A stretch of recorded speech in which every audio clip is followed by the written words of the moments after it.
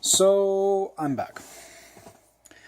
I got a couple of things done over the last few days, and I didn't do any on character sheets, unfortunately.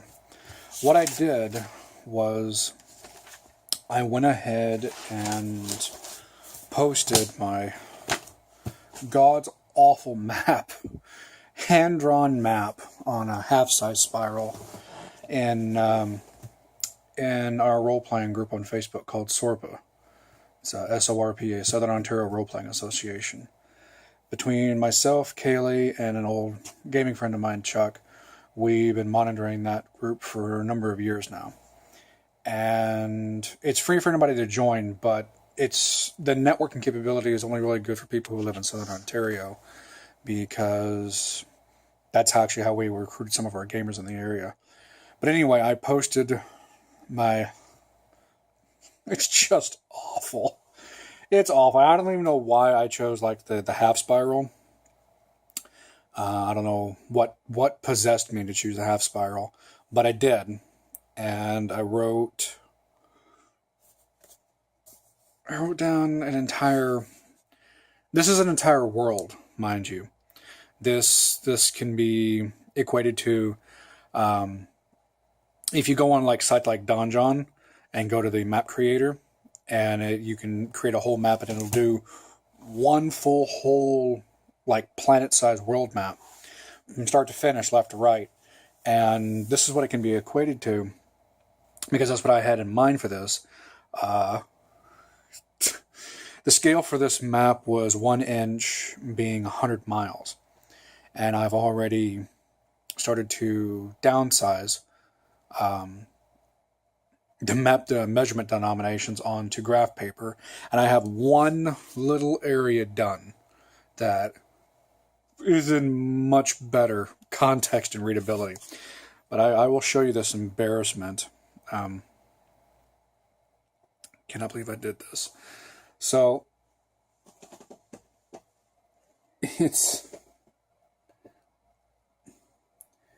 that's an entire world. That could be wrapped around a sphere and be made into a full-size planet. It is a hot mess. And where I've got the blue is the water, and you can barely see it, but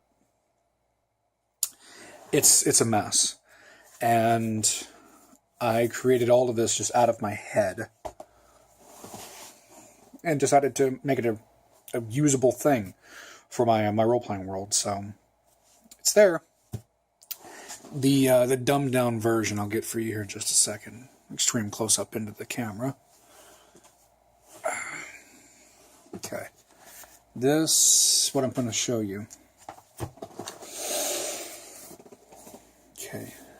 This little section here. That's it. It's a forest. A full-sized forest. Okay. Very small. About 100 miles long. About 25 miles wide-ish. I went old school. I used some shapes around where I was for the time just to create the density locations within the forest, but don't laugh. Forest of Akier. And I totally made the boundaries using just pencil. And that middle part is going to be the major city that's in the area in that forest.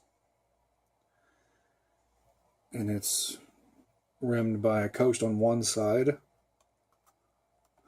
and a little river here.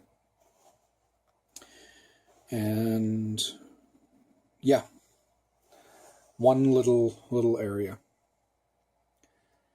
And of course this means, nothing, because I don't have enough of the backstory about the world created onto paper just yet. I started, but I didn't get anywhere near finished the way I wanted to. But with this, I can at least, get an explanation of, you know, differences in climate and terrain and density and location and who's where. And this is eventually going to, it's eventually going to be a much larger collection of maps whenever I'm done. And that one is just where the highest concentration and density of elves are going to be. And I chose that because it was the easiest to start with. Just even I can do it, you know, by hand.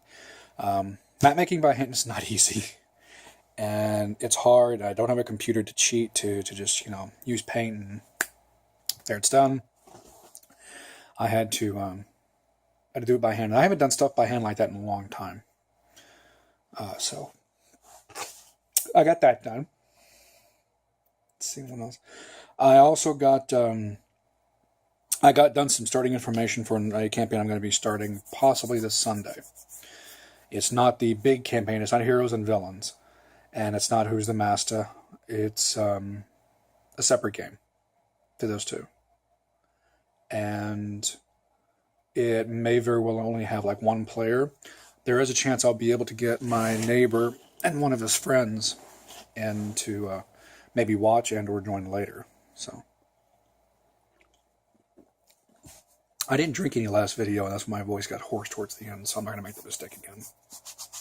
So what I created was, this was the first level campaign that I spoke about last video. And what I created was City Watch, which is a pretty generic term for just the organized, you know, police and military in a particular city. And I created a City Huntsman. What I'm basically going to end up doing is I'm going to create a world where not quite martial law, but definitely a lot stricter law is in play. And with that, I had to create a better system of law enforcement. So with a beginning level campaign, taking on even a regular City Watch guy is pretty much a death sentence by itself. So that's the intensity I'm going to be using, is that they're going to look the part, they're going to act the part, and they will be giving examples to their strength within the City Watch itself. So I created, they're all humans, which is going to be even more interesting. Well, most of them are going to be humans. I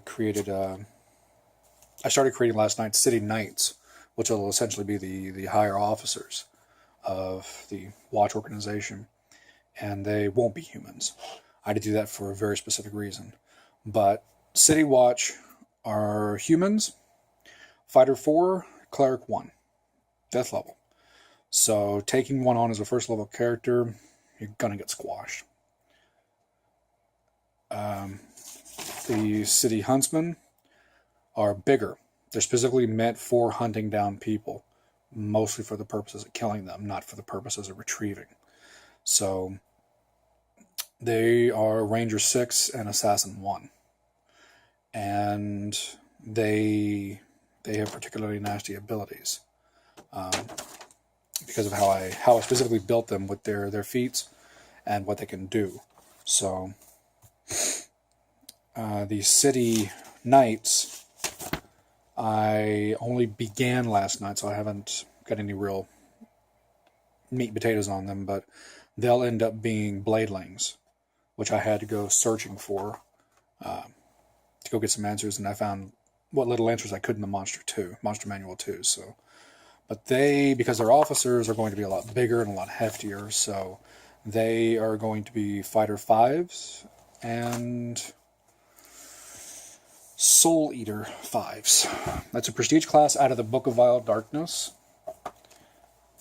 This particular book, and as you can plainly see, that comes with a warning for a reason. This particular book is rather nasty, and some of the content is very adult. Soul Eaters, however, the problem was it couldn't be humans. It couldn't be elves, it couldn't be halflings, it couldn't be any of the base races, as a matter of fact. The type is what killed me. Any living non-humanoid.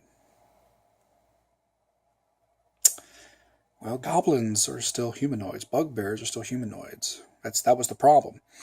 I had to go really delving into my monster manuals and the Fiend Folio and the Players 2 and everything that I had to go find something suitable that wouldn't have made these things like super incredibly impossibly powerful. Because the example in the book, it's a Mind Flayer. Mind Flayers are 8 hit dice. Well, that's great. That would have only left me, 2 levels to play with, but their level adjustment's +7, so I wasn't going to make something that was going to be like, when it's all said and done, 17th level technically. So I kept it down. Bladelings have no level adjustment, and they count as non-humanoids. So I ran with it. Originally, I was thinking about maybe doing a tiefling, which would have worked, but I would have had to do a undead graft. Reason being is soul leaders have to have weapon focus for a natural weapon, like claw or something else. Tieflings don't have any natural weapons. Bladelings do. They have a claw attack naturally. So I chose the Bladeling, so I didn't have to do the undead graft. And I will talk more about the City Watch, the City Huntsman, and the City Knights in my next video. I just figured I'd give you guys a quick update, because each one of them are all fully in-depth. I didn't put them on character sheets, but I make character sheets rather efficiently through spirals. Everything's on there. That's why I can't go into depth for this video. But I will in next, and I'll probably do a video for each.